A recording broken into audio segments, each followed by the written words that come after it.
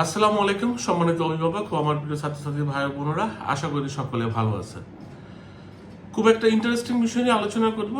সেটা হলো একজন স্টুডেন্ট ভিসা প্রার্থীকে ইন্টারভিউর সময় কি কি ডকুমেন্টেশন নিয়ে আমেরিকান অ্যাম্বাসিতে ভিসার জন্য যেতে হবে।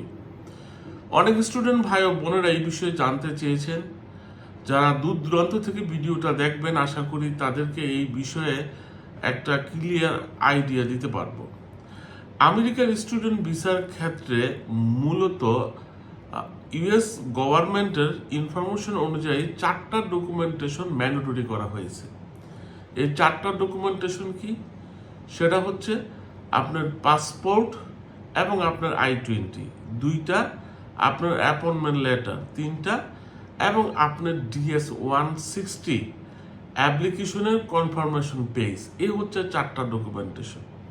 এই 4টা ডকুমেন্টেশন ম্যান্ডেটরি থাকতেই হবে। এটার বাইরে আপনি যদি মনে করেন আপনার অ্যাপ্লিকেশনের জন্য গুরুত্বপূর্ণ এমন কিছু ডকুমেন্টেশন আপনার হাতে আছে বা আপনার অ্যাপ্লিকেশনটাকে সাপোর্ট করার জন্য আপনার কিছু ডকুমেন্টেশন নিয়ে যাওয়া জরুরি, সেক্ষেত্রে অবশ্যই আপনি সাথে এক্সট্রা ডকুমেন্টেশন নিয়ে যেতে পারবেন। যেহেতু DS-160 ক্যাটাগরি অ্যাপ 1 একটা student visa, non immigrant student visa, normally এখানে ভিসা অফিসার আপনার I-20 এবং পাসপোর্ট ছাড়া কিছুই দেখবেন না। তারপরেও ভিসা অফিসার স্পেসিফিক্যালি আপনার কোনো ডকুমেন্টেশন উপর সন্দেহ করলে বা আপনার ইউনিভার্সিটি বা আপনার এক্সপিরিয়েন্স বা আপনার অন্য কিছু নিয়ে যদি মনে করেন, তাহলে সেটা আপনার নিকট চাইতে পারেন। এই ক্ষেত্রে বেশিরভাগ সময় আমি দেখেছি 10 জন অ্যাপ্লিকেশনের মধ্যে 9 জন অ্যাপ্লিকেশনের থেকেই ভিসা অফিসারগণ I-20 এবং পাসপোর্ট ছাড়া কিছুই দেখতে চান না। আর এটার সাথে যদি আপনি সাপোর্টিং ডকুমেন্ট হিসাবে অনেক কিছু নিয়ে যেতে পারেন, যেরকম আপনার একাডেমিক রেজাল্ট সার্টিফিকেট, IELTS এর রেজাল্ট, ব্যাংক স্টেটমেন্ট, স্পন্সরের documentation, trade licence, TIN certificate, tax return এবং আপনার এক্সট্রা কারিকুলাম অ্যাক্টিভিটিসের ডকুমেন্টেশন। অনেকে অ্যাসেট ভ্যালুয়েশন করেও ডকুমেন্টেশন নিয়ে যায়। বাট এই যে ডকুমেন্টেশনের কথাগুলো আমি বললাম, এগুলাই কিন্তু কোনো ম্যান্ডেটরি ডকুমেন্টেশন না। বেশিরভাগ ক্ষেত্রেই academic certificate, IELTS certificate, bank statement, source of fund, trade licence, TIN certificate, asset valuation, আপনার বাড়ি গাড়ির এই কাগজপত্রগুলাই কিন্তু ভিসা অফিসাররা দেখতে চাবেন না। কিন্তু এই বিষয়ে সে আপনাকে প্রশ্ন করতে পারে। আপনার কথা বলার style, confident, eye contact, body language দিয়েই সে বুঝে নেবে আপনি যে কথাটা বলতেছেন এটা সত্য নাকি মিথ্যা। তাই ইন্টারভিউর ক্ষেত্রে ভিসা অফিসারের প্রশ্নগুলাই কনফিডেন্টলি উত্তর দেওয়া খুবই জরুরি। সেক্ষেত্রে ডকুমেন্টেশন থাকলে ভালো, না থাকলেও কোনো প্রবলেম নাই। ভিসা অফিসার বেশিরভাগ সময় আপনার কোনো ডকুমেন্টেশনই দেখতে চাবে না, আনলেস পাসপোর্ট এবং I-20 ছাড়া। এখন অনেকে মনে করেন আমি গাদা গাদা ডকুমেন্টেশন নিয়ে গেলে ভিসা অফিসার আমাকে গুরুত্ব দিবে, আমার ভিসাটা দিয়ে দিবে, যত বেশি কাগজপত্র দেখাতে পারবো তত বেশি আমার সোয়াব হবে, যেটাকে বলি আর কি, যেটা থেকে আমি বেনিফিটেড হব। এই ধরনের বিষয়গুলাই আসলে একেবারেই সঠিক নয়। গাদা গাদা ডকুমেন্টেশন নিয়ে গেলেন কিন্তু ভিসা অফিসার এটা দেখলই না, বেশিরভাগ ক্ষেত্রেই দেখে না। তাই এই বিষয়গুলাই নিয়ে সতর্ক থাকবেন। এক্সট্রা এমন কোনো ডকুমেন্টেশন নিয়ে যাবেন না যেটা দেখাইতে গেলে আপনার আরো বেশি সমস্যা হতে পারে। বিষয়গুলোই খুবই গুরুত্বপূর্ণ। এমন কোনো ডকুমেন্টেশন ভিসা অফিসারের নিকট দেখার রিকোয়েস্ট করবেন না যে ডকুমেন্টেশন সম্বন্ধে আপনি ভালো জানেন না।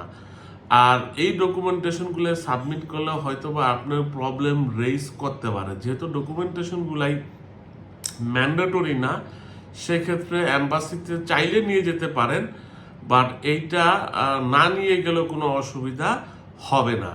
ইন্টারভিউ যেদিন হবে তার আগের দিনই ডকুমেন্টেশনগুলাই রেডি করে ফেলবেন, যাতে করে ইন্টারভিউ দিন আপনার এক্সট্রা হ্যাসেল নিতে না হয়। আমি আবারও বলছি যে এই 4টা বা 5টা ডকুমেন্টেশন আপনার ম্যান্ডেটরি, যেগুলো আপনি নিয়ে যেতে হবে সেগুলি হলো পাসপোর্ট, I-20, আপনার DS-160 কনফার্মেশন পেজ, আপনার অ্যাপয়েন্টমেন্ট লেটার, সেভিস ফি পেমেন্টের লেটার, এম্বাসি ফি এর কপি, এগুলোই আপনি নিয়ে যেতে পারেন। আশা করি বুঝতে পেরেছেন, এবং এই ডকুমেন্টেশনগুলোই মূলত এনাফ স্টুডেন্ট ভিসার ক্ষেত্রে। আপনার ব্যাংক স্টেটমেন্টটা মূলত বিশ্বাসই করে না যে আপনি ব্যাংকের টাকা আছে, এবং এটা আপনাদের নীল ক্ষেতের থেকে বানাইয়া নিবেন না, তার কোনো মানে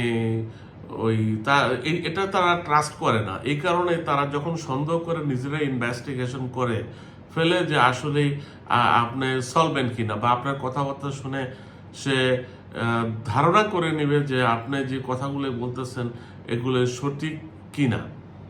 তো এই বিষয়ে সতর্ক হবেন। গাদা গাদা ডকুমেন্টেশনের জন্য খুব একান্তই কোনো টেনশন করবেন না, যে আপনার এগুলো নিয়েই যেতে হবে, ট্রেড লাইসেন্স নিয়ে যেতে হবে, টিন সার্টিফিকেট নিয়ে যেতে হবে, অ্যাসেট ভ্যালুয়েশনের ডকুমেন্টেশন নিয়ে যেতে হবে, এগুলোই না।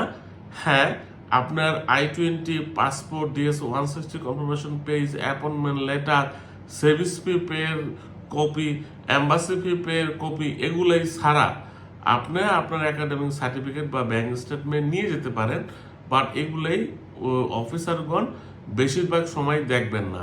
ইউএস এম্বাসিতে বিশেষ করে নন ইমিগ্রেন্ট ভিসার ক্ষেত্রে খুব প্রেশার থাকে, অনেক স্টুডেন্ট থাকবে, বা অন্যান্য ক্যাটাগরির নন ইমিগ্রেন্ট ভিসার অ্যাপ্লিক্যান্টরাও থাকবে, ইমিগ্রেন্ট ভিসার অ্যাপ্লিক্যান্টরাও থাকবে। ভিসা অফিসারদের হাতে সময় খুবই কম থাকে আপনার এই ডকুমেন্টেশনগুলো দেখার জন্য।